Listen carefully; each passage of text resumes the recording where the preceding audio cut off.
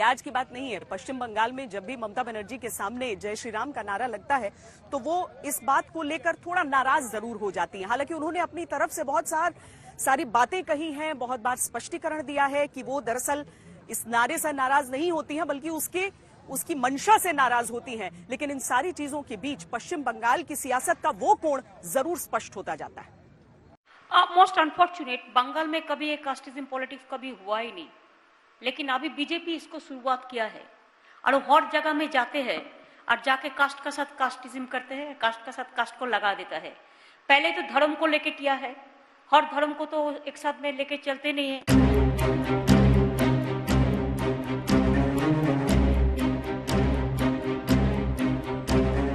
ममता बनर्जी को पश्चिम बंगाल में मुसलमानों के समर्थन का पूरा भरोसा है तो उसके पीछे कई वजहें हैं। 2011 में सरकार बनते ही ममता बनर्जी ने पश्चिम बंगाल की 56,000 मस्जिदों के इमामों को 2,500 रुपए प्रति माह भत्ता देना शुरू कर दिया था।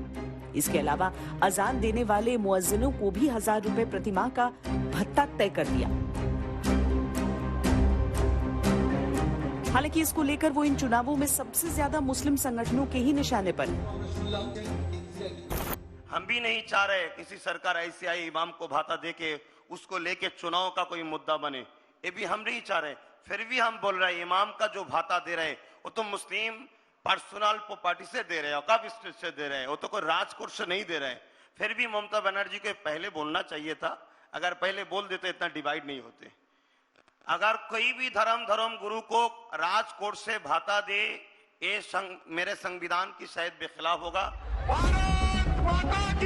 सवाल उठता है कि बीजेपी ममता की जिन नीतियों को मुस्लिम तुष्टीकरण से जोड़ती है, ममता उस पर क्यों डटे रहना चाहती?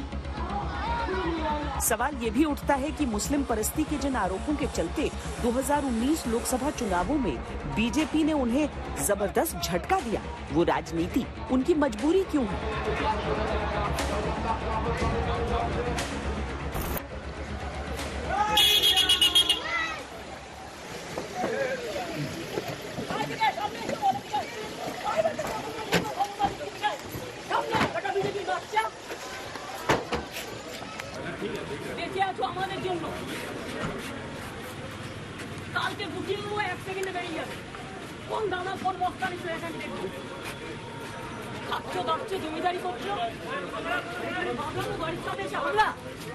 চামড়া গুটিয়ে ছেড়ো ভাই বিনি নাম নিয়ে নাও তো, এখানে যে ছেলেগুলো করছিল এই জায়গাটার নাম নাও, পুরো নাকা চেকিং হবে, বাড়ি টু বাড়ি হবে, দেখে নাও তো জায়গাটার नाम नाও। इसके अलावा जब ममता बनर्जी पर सरस्वती पूजा या दुर्गा विसर्जन को लेकर बीजेपी आरोप लगाती है तो वो जानती हैं कि इस तरह से पश्चिम बंगाल में उनकी छवि एकमात्र उस कद्दावर नेता की बनती है जिस पर मुसलमान भरोसा कर सकते हैं। जनता जान गया है, रामनवमी मिছিল रोकना, दुर्गा पूजा विसर्जन के लिए कोर्ट में जाना, सरस्वती पूजा के लिए परमिशन लेना, सबको पता है ये ममता बनर्जी तुष्टीकरण का राजनीति करते हैं। जय श्री राम। जब प्रधानमंत्री मोदी को गुस्से में ललकारती है तो वो जानती हैं कि उनके गुस्से का करंट कितनी विधानसभा सीटों तक जाएगा। हर रोज खाली गुंडागर्दी करते हैं, हर रोज खाली दंगा फसाद करते हैं, हर रोज खाली लूट लेते हैं और सबको इनकम टैक्स का डर दिखाता है, सीबीआई का डर दिखाता है, सुबह से रात तक यही एजेंसी को देखे करता है। ममता ये भी जानती हैं कि रामनवमी जुलूस को लेकर कही गई उनकी बात का उनके तयशुदा वोट बैंक तक क्या संदेश जाएगा। आज के आपने जिला এবার রামনবমী মিছিলের নামে ভণ্ডামি নেই তো?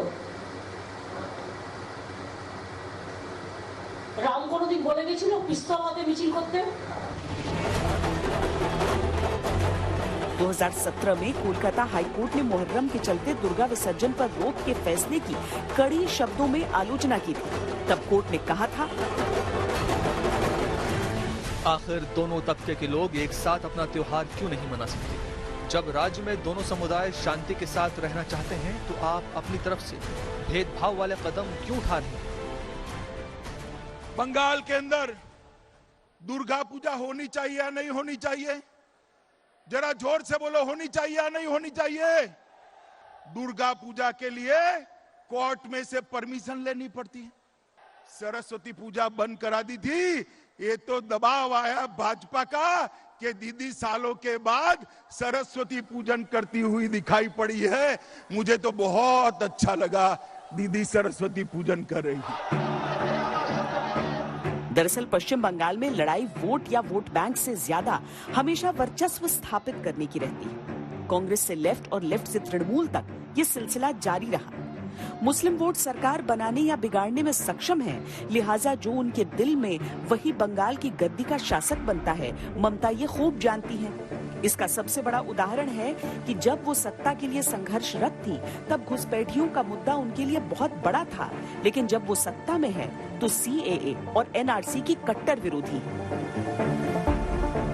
ये रिश्ता क्या कहलाता है, बीजेपी इस सवाल के जरिए गैर मुस्लिम वोटों को साध रही है। आपने जो रैलियां की उसमें CAA का भी जिक्र आया और बंगाल को लेकर CAA का मामला हमेशा से तूल पकड़ता रहा, तनाव उसमें बढ़ता रहा, क्योंकि ममता बनर्जी ने कहा कि हम तो नहीं होने देंगे। और आपने आज एक बार फिर भाई अब उनको करना भी नहीं है, हमें करना है बाद में। अप्रैल के बाद उनको नहीं करना है।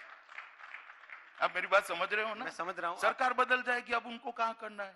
देखिए, देश की पार्लियामेंट ने बनाया हुआ कानून है और इसका इम्प्लीमेंटेशन होना है और शरणार्थियों को नागरिकता मिलनी है। सिटीजनशिप अमेंडमेंट एक्ट के इशू को आप इस इलेक्शन में कैसे देखती हैं? बीजेपी के प्रेसिडेंट कहते हैं हमको पता नहीं है आज क्या बोला है। उन्होंने कुछ बोला है कि वैक्सीनेशन का बाद होगा। कौन वैक्सीनेशन का बाद? इलेक्शन वैक्सीनेशन के बाद। मुद्दे अपनी जगह हैं, राजनीतिक कोशिशें अपनी जगह हैं, लेकिन सत्ता की असली चाबी पश्चिम बंगाल की जनता के हाथों में।